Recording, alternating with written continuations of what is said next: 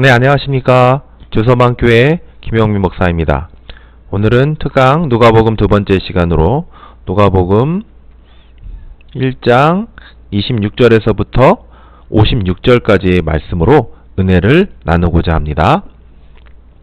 누가복음 1장 전체의 구조와 흐름을 간략하게 살펴보면 1장 1절에서부터 4절은 누가복음 전체의 서론이었습니다. 5절서부터 25절은 세례 요한의 출생의 예고였고요. 우리가 지금 살펴볼 26절서부터 38절은 예수님의 성탄의 예고, 39절에서부터 56절은 엘리사벳의 예언과 마리아의 찬양, 57절서부터 80절은 세례 요한의 출생과 샤가랴의 예언에 대해서 말씀해주고 있습니다. 1장 26절서부터 38절의 내용과 흐름입니다. 26절서부터 38절은 천사가 마리아에게 예수님의 성탄에 대해서 예고하는 것입니다. 옛날 말로 하자면 수태를 미리 알려주는 부분이죠. 수태고지라고도 합니다. 26절서부터 27절 정혼자 마리아와 천사가에 대해서 나오는데, 이 마리아를 다윗의 자손 요셉의 정혼자라고 소개하고 천사 가브리엘에게 그에게 나타납니다. 그에게 나타나서 해주신 말, 천사가 마리아에게 한 말이 뭐냐? 그건 메시아를 갖게 될 것인데, 그 메시아는 어떤 분이냐? 천사가 다윗의 후손으로 메시아를 갖게 될 것입니다 라고 예고하고, 성령의 능력으로, 마리아가 여기서 나는 남자를 알지 못하는데 어떻게 아이를 가질 수 있겠습니까? 라고 보니까 성령의 능력으로 마리아가 아이를 갖게 될 것이고, 그 하나님의 능력, 성령의 능력으로 이미 고령의 엘리사벳도 아이를 갖고 있음을 말씀합니다. 이 부분이 확증케 되는 것이죠. 38절에 마리아가 그 말씀에 순종하겠습니다. 주의 종에게 이루어지겠습니다 라는 말씀이 나옵니다. 다음 부분 살펴보겠습니다. 누가복음 1장 39절서부터 56절의 내용은 크게 두 부분으로 나뉩니다. 결국 어떤 부분이냐면 엘리사벳의 축복이겠죠. 엘리사벳과 마리아의 찬양으로 구분합니다. 엘리사벳이 마리아의 문안을 받죠. 아까 천사의 말을 들은 마리아가 누구에게로 달려가냐면 아이를 갖고 있다는 엘리사벳에게로 달려갑니다.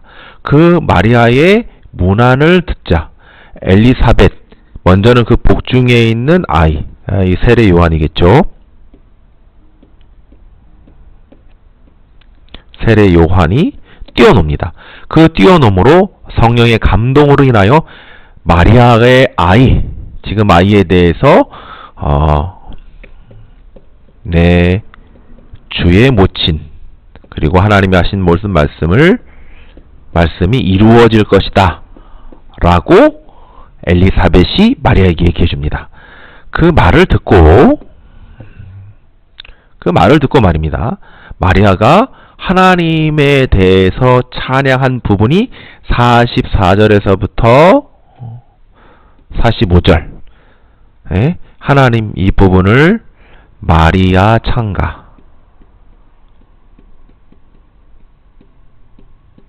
창가라고 말하기도 합니다. 56절 석 달 동안 함께 거하고 집으로 돌아가는 부분으로 마무리가 되지요. 다음 페이지 보겠습니다. 예수님에 대해서, 왜 예수님에 대해서 하냐면 이건 어느 때 얘기냐면 1장 26절서부터 38절에 마리아 천사가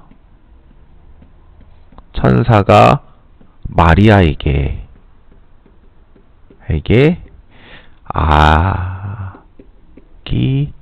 예수님에 대해서 한 말씀입니다. 이 예수님, 그리스도에 대해서 한 말씀인데 세 가지로 나누어서 살펴볼 수가 있습니다. 첫 번째 예수, 그 이름을 예수라고 하래요. 그 이름의 뜻은 여호와께서 구원하신다는 거죠. 구원자라는 의미겠지요. 두 번째, 지극히 높으신 이의 아들, 곧 하나님의 아들이다 라는 것이죠. 예, 지금 하나님께서 구원하신 뜻의 이름을 가진 예수는, 마리아를 통해 이 땅에 오시게 될 예수는 하나님의 아들이신데, 그가 이 땅에서 해야 될 일이 뭐냐? 다윗의 위, 야곱의 집에서 영원히 왕노릇할 것이다. 예, 구약의 선지자들이 예언했던 다윗의 자손으로 오셔서 하나님의 나라를 이루실, 하나님의 나라의 왕이시다. 예, 이 부분에 대해서 말씀하고 있습니다. 근데 이 부분 좀 구약 선지자들의 예를 좀 살펴보면, 다음 페이지에 보면 다음과 같습니다. 다윗에 대해서 얘기할 때, 다윗의 후손에 대해서 얘기할 때 항상 이 사무엘하 7장 12절서부터 13절 이 부분은 이 다윗의 언약이라고도 할 수 있고 아주 중요한 말씀입니다. 내가 내 몸에서 내 씨를 두어 내 뒤를 세워 그의 나라를 견고하게 하리라. 그는 내 이름을 위하여 집을 건축할 것이요 나는 그의 나라의 왕위를 영원히 견고하게 하리라 라는 거죠. 이 뒤에 이사야 선지라든지 예레미야 선지자라든지 이새의 줄기, 여기 나타나는 것처럼 다윗의 의로운 가지라든지는 결국 3하 7장에 나온 다윗의 언약의 어떤 진전 혹은 해석, 거기에 근거한 말씀이라고 볼 수 있죠. 이사야 1장 4절, 예레미야 23장 5절도 마찬가지예요. 그래서 이 다윗의 의로운 가지 줄기에서 나올 것이고, 그가 공의로 가난한 자를 심판하며 정직으로 겸손한 자를 판단하실 것이고, 이 말씀은, 이 특별히 예레미야 말씀에는 그가 왕이 되어 지혜롭게 다스릴 것이다 라는 부분들을 말씀하고 있어요. 왕이 되어 지혜롭게 다스릴 것이다 라는 부분들에 대해서 말씀하고 있어요. 다음 페이지 넘어가겠습니다. 그런데 이런 얘기를 듣고 마리아의 반응은 뭐 너무 당연하겠지만, 내가 남자를 모르는데 어떻게 이 일이 있을 수 있습니까? 라고 34절에 얘기하고 있습니다. 34절에 말씀을 해주고 있지요. 너무 당연하다고 얘기할 수 있습니다. 그렇기 때문에 이 부분에 대해서 자유주의적 신학적 견해를 가진 분들은 어떻게 얘기하냐? 예수를 신격화한 초대교회가 후대에 이 내용을 삽입한 것으로 보고 있습니다. 그러니까 원 역사가 아니죠. 원 역사가 아닙니다. 원 역사가 아니에요. 원 역사가 아닙니다. 실제 일어난 일이 아니에요. 그러면 실제 안 일어나고 언제 일어나느냐? 있지도 않았던 일을 후대에 신격화한 초대교회 성도들이 그 일을 집어넣었다는 거예요. 근데 이와 같은 견해는 어디에 근거하고 있느냐? 바로 자연주의적 세계관에 근거하고 있습니다.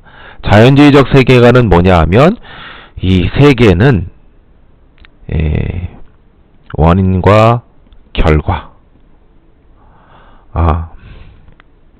세계밖에 초월이 없다라는 세계입니다. 그러니까 역사는 1000년 전에도 2000년 전에도 3000년 전에도 혹은 1000년 후 100년 후에도 여전히 이 세계 안에서 원인과 결과로 이루어지고 있는 것이다. 그래서 이 세계를 어쩌면 폐쇄적 혹은 닫힌 세계라고 할 수 있죠. 세계관. 그 때문에 이때 이 초월적 역사는 없는 것이죠. 기적 없죠. 혹은 이걸 어떤 의미에서는 이신론적 세계관입니다. 하나님이 창조하고 나서 완벽하기 때문에 하나님이 더 이상 하나님의 개입이 없어요. 그러니까 이런 근거하니까 어떻게 사람이 이 동정녀가 아이를 낳을 수 있는가? 이건 없다라는 것이죠. 이 세계관과 이 신념에 기초하기 때문에 이렇게 보는 겁니다. 그러나 그러나 말입니다. 누가는 그렇게 기록을 안 하고 있어요. 누가복음 그렇게 얘기하고 있지 않습니다. 누가는 계속해서 강조하고 있는 게 처녀예요. 처녀, 남자를 알지 못한다는 거예요. 마리아에 대해서 얘기하고 있는 건 마리아는 처녀라는 거예요. 동정녀라는 거예요. 동정녀가 하나님의 역사로 초월적 기적으로 아이를 갖게 됐다는 거예요.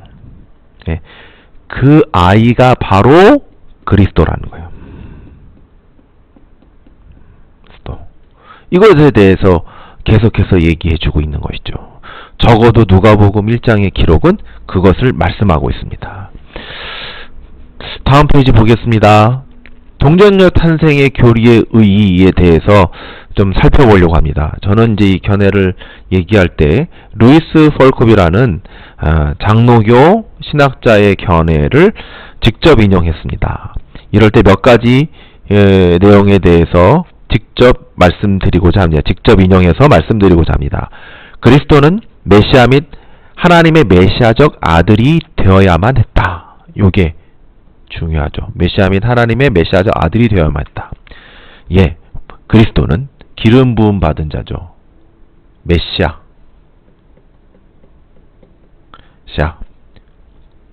구원자, 왕, 선지자, 제사장. 예수님의 삼중 직분인데 이건 결국 구원자고, 이 구원자인 그리스도는 메시아 및 하나님의 메시아적 아들이 되어야만 했다. 그래서 그가 여자에게서 나실 뿐 아니라 참 사람이어야 되니까요. 참 사람이 나실 뿐 아니라 인간의 의지의 소산이 아니라 하나님께로부터 나실 필요가 있었다. 육으로 난 것은 육이다. 아마도 예수님의 놀라운 출생이 요한복음 1장 13절에 기록할 때 그의 생각의 배경이다. 이 육으로 난 것이 육이고 이 부분의 말씀이 그거예요. 육으로 난 것은 육이다 라는 거고, 예, 이 생각이 배경이나 좀 넘어가세요. 만일 그리스도께서 인간에게서 나셨다면 그는 행위 언약에 포함되어 있고 그 자신이 인류의 원죄에 포함되어 일개 인간에 불과할 것이다. 그러나 그러니까 단순히 사람이었다면, 인간에게서 나셨다면, 단순히 이렇게 하나님으로부터 나시지 않고 인간에게서만 나셨다면 원죄에 포함된 일개 인간에 불과하지만 그의 주체와 자아 인격은 아담에게 유리하지 않았어요. 왜냐하면 동정녀로 하나님에게 나셨으니까. 때문에 그래서 행위 언약에 포함되지 않고, 행위 언약에 포함되지 않으니까 죄책으로부터 자유롭고, 죄책으로부터 자유롭기 때문에 인성과 그 모든 것이 죄악의 오염으로부터 자유로울 수가 있었죠. 이게 왜 필요하느냐? 이 부분이 왜 필요하느냐 하면 무죄함은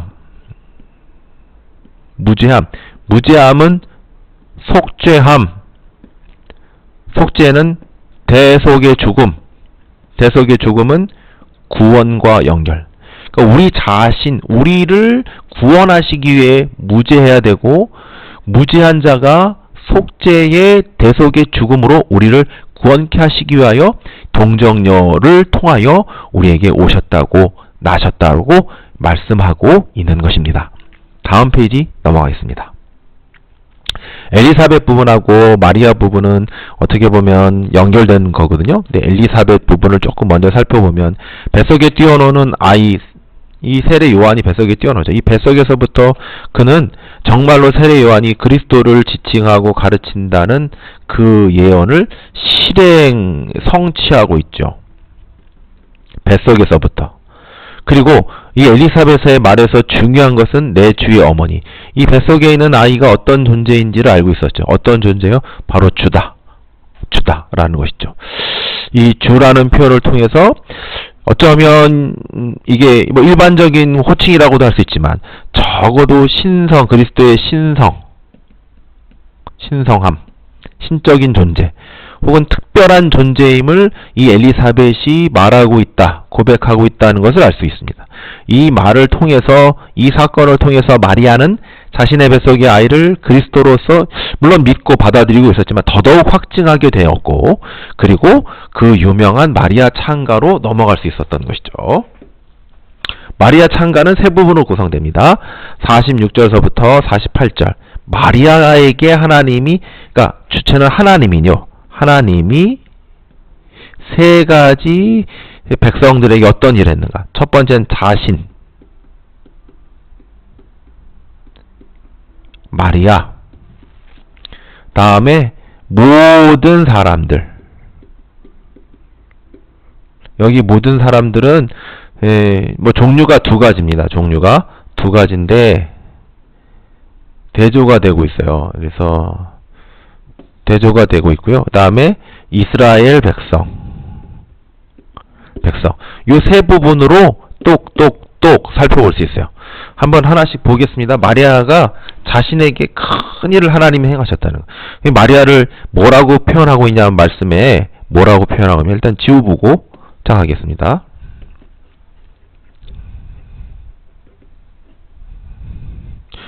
예, 자신을 비천하다고 그랬어요. 비천하다. 하나님의 큰 일을 행하셨다. 그래서 만세의 복이 있다. 이렇게 표현하고 있어요. 지금 하나님께서 자에게 그리스도를 잉태하게 하신 일이 하나님의 큰 일이며 이게 만세의 날을 복이 있다 이렇게 될 것이다 라고 하고 있어요. 그 다음에 이게 좀 실수 났는데 이 부분은 49절입니다. 49절서부터 53절. 하나님의 주권적 은혜에서 얘기하고 있어요. 그래서 대조가 되고 있어요. 대조. 두려워하는 자. 누구를 두려워하는 자요? 하나님을 두려워하는 자. 근데 하나님을 두려워하지 않는 자. 이건 뭐냐면 교만한 자. 이 두려워하는 자에게는 긍휼을 베푸세요. 교만한 자는 물리치세요. 여기도 권세 있는 자, 비천한 자. 대조가 되죠? 권세 있는 자, 비천한 자. 여기 줄이는 자, 부자. 이분들은 내쳐진다. 내침. 이분들은 긍휼히 여김을 받는다라는 거예요. 이거 무조건 나쁜 사람들이다. 부자 나쁜 사람들이고 권세 있는 사람 나쁜 사람들이고 교만한 자 나쁜 사람들이다 라고 이해하지 않기를 바랍니다. 물론 그런 경향적인 것들이 없다고 말할 수는 없지만 무조건 그걸 얘기하고 있는 건 아니에요. 여기서 중요한 거는 주권적 은혜예요. 당시 예수님 말씀 기억하세요? 부자가 천국에 들어가기가 낙타가 바늘귀에 들어가는 것보다 어렵다라고 했어요. 잘못됐네요. 부등호가 잘못됐네요. 맞네요. 부자가 어려워요. 그러니까 그 뒤에 말씀이 뭐였냐면 누가 천국에 들어갑니까? 라는 거예요. 이 사람들에게 부자, 권세, 그리고 바리새인, 서기관 이런 사람들은 하나님의 복을 받은 사람들이고 하나님 앞에 의의가 있어서 천국에 들어간다고 생각했던 거예요. 그런데 지금 이 마리아의 노래는 뭐냐면 이런 부분들에 대해서 얘기하고 있는 게 아니라 하나님을 의지하지 않는 자들, 두려워하지 않는 자들은 구원을 받을 수 없다는 거예요. 그래서 주권적 은혜인 거예요. 주권적 은혜.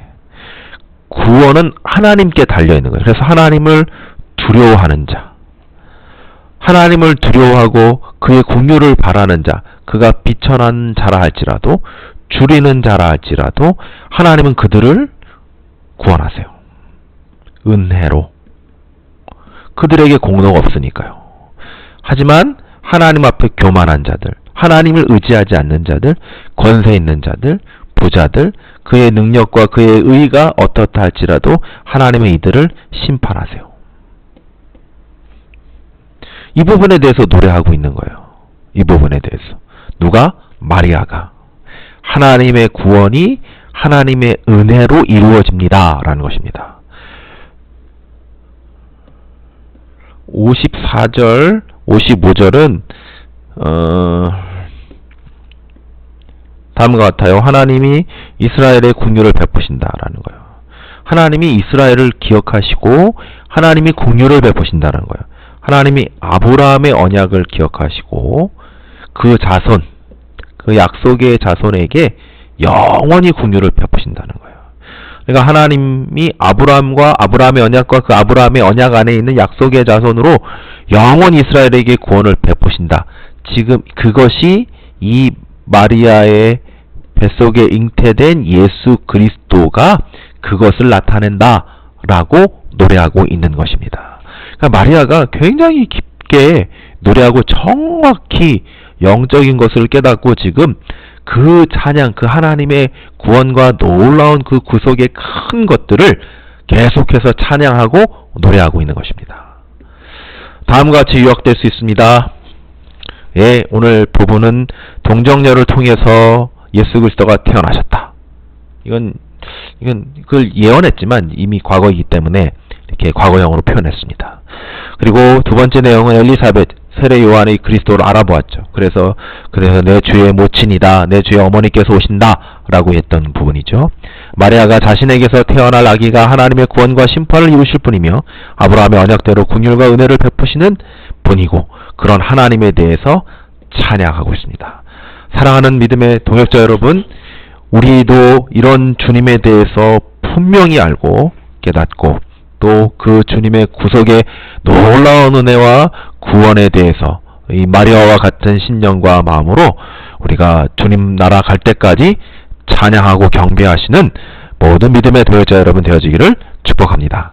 감사합니다. 그리고 마지막으로 이 영상이 도움이 되셨다면 구독과 좋아요를 부탁드리겠습니다. 감사합니다.